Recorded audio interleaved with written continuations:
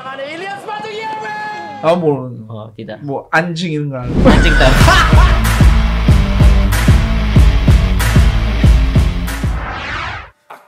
Pasukan Angkor beri kejutan, Ilyas Palsojevic tak mau remehkan meski Indonesia diunggulkan. Kamboja mampu memberikan kejutan pada babak penyisihan grup A Piala AFF 2022 ini, di mana pasukan Angkor sukses menumbangkan Filipina 3-2 di laga perdana grup A Piala AFF 2022 pada Selasa sore kemarin. Kemenangan itu membuat Kamboja menjadi lawan yang patut untuk diperhitungkan. Padahal jika dilihat dari segi peringkat, Filipina berada jauh lebih unggul, di mana The Azkals berada di peringkat ketiga se-Asia Tenggara setelah Vietnam dan Thailand. Sementara Kamboja berada di urutan ke-8 ASEAN. Untuk itu penyerang timnas Indonesia Ilyas Palsojevic enggan memandang timnas Kamboja dengan sebelah mata, kendati Indonesia sangat diunggulkan. Pasalnya lawan bisa saja memberikan kejutan dalam pertandingan nanti. Menurutnya, skuad Garuda sangat respect kepada lawan jelang pertemuan pertama di grup A Piala AFF 2022. Sementara itu, pemain Bali United itu menyebut Indonesia sangat siap untuk menghadapi Kamboja, sebab berbagai persiapan sudah dilakukan dengan sangat baik oleh anak asuh Sintayong. Aku lihat tim sangat kuat, semua pemain sangat berkualitas. Ada pemain muda, ada pemain berpengalaman, dan saya pikir kita sangat kompak, semua kerja sangat keras. Pagi, sore setiap hari. Beber pemain naturalisasi asal Montenegro itu. Lebih lanjut lagi, Spalso pun optimis bisa meraih kemenangan dalam laga nanti. Apalagi 3 poin tersebut nantinya bisa menjadi modal berharga untuk laga-laga selanjutnya di Piala AFF 2022.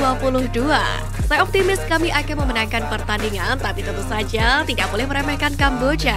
Tandas penyerang veteran berusia 35 tahun itu.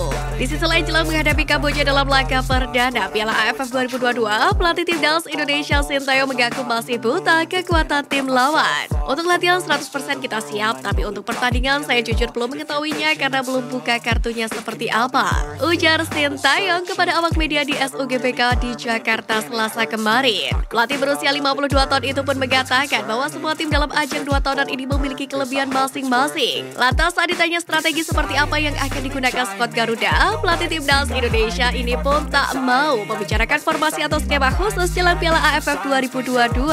Menurutnya, bicara skema dan formasi sebelum pertandingan sama saja membocorkan kekuatan ke lawan. Kami tidak bisa menjawab masalah formasi sebelum pertandingan, tolong pengertiannya, kata Sintayong ketika ditemui usai latihan timnas Indonesia di SUGBK pada Selasa kemarin. Pelatih asal Korea Selatan itu pun mengatakan skema permainan memang harus dirahasiakan. Dengan begitu, skuad Garuda tidak mudah diantisipasi oleh lawan. Jika bicara, sama saja membocorkan informasi penting.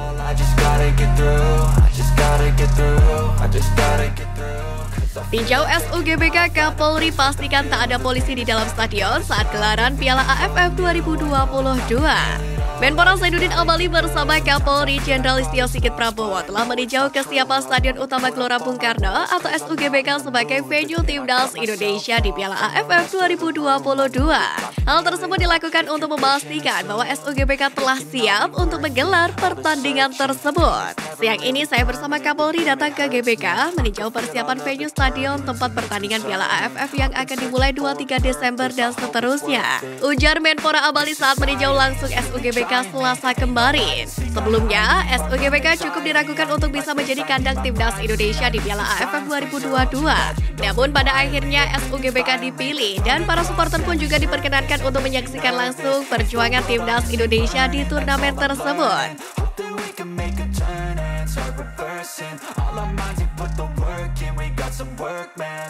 Hal tersebut telah sesuai dengan Perpol atau peraturan kepolisian yang berlaku. Sesuai dengan Perpol, sebelum pelaksanaan kegiatan kita harus pastikan dulu apakah tempat pelaksanaan itu sudah siap, layak, dan tentu sudah memperhitungkan berbagai hal yang akan muncul pada saat, selama, dan setelah laga. Jelas Iwan Bule. Kepastian SUGBK sendiri bisa menampung 80.000 penonton. Namun keputusan PSSI hanya akan mengeluarkan 30.000 tiket pertandingan Indonesia versus Kamboja dan 50.000 tiket pertandingan Indonesia Indonesia versus Thailand. Sementara itu dalam hal pengamanan, Kapolri Jenderal Listio Sigit Prabowo memastikan tidak akan ada personel kepolisian yang berada di dalam Stadion Utama Gelora Bung Karno saat pertandingan Timnas Indonesia di ajang Piala AFF 2022. Menurut Sigit, hal itu sebagaimana peraturan baru yang dituangkan dalam Peraturan Polri atau Perpol nomor 10 tahun 2022, yakni tentang pengamanan penyelenggaraan kompetisi olahraga yang ditandatangani per tanggal 28 Oktober 2022. Tentunya pengaturannya di dalam adalah steward, kemudian anggota kepolisian hanya ada di luar stadion. Kita mulai berada di ring luar stadion dan kita tentunya akan melaksanakan uji coba terkait dengan peraturan kepolisian yang baru. Bagaimana penyelenggaraan sistem pengamanan terkait dengan persepak bolaan. Kata Sigit usai meninjau langsung SUGBK pada Selasa kemarin. Meski begitu, Sigit menjelaskan aparat kepolisian bisa masuk ke dalam stadion apabila dari pihak penyelenggara melakukan permintaan. Hal itu akan berlaku di seluruh pertandingan. Sigit berharap dengan adanya perpol terbaru itu kedepannya akan menjadi lebih baik dalam rangka melakukan pengamanan. Mengingat dalam perpol tersebut terdapat beberapa kategori terkait pola pengamanan yang mengatur, mulai dari kondisi hijau, kuning, merah hingga kondisi terburuk atau kontingensi.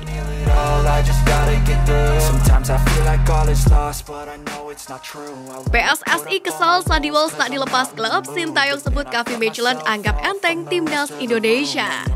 Sandy Walsh dipastikan tidak bisa tampil membela Timnas Indonesia di Piala AFF 2022 ini. Hal ini karena klub Sandy Walsh yakni Kevin Midtjylland tidak melepas pemainnya ke Timnas Indonesia. Sebenarnya melepas atau tidaknya klub pemain ke Timnas adalah hak mereka karena memang Piala AFF 2022 bukanlah agenda FIFA. Namun tidak dilepasnya Sandy Walsh ke Timnas Indonesia merupakan kejutan untuk semua pihak. Sebab sebelumnya pemain berusia 27 tahun itu telah ikut dalam pemusatan latihan atau TC di Bali beberapa waktu lalu.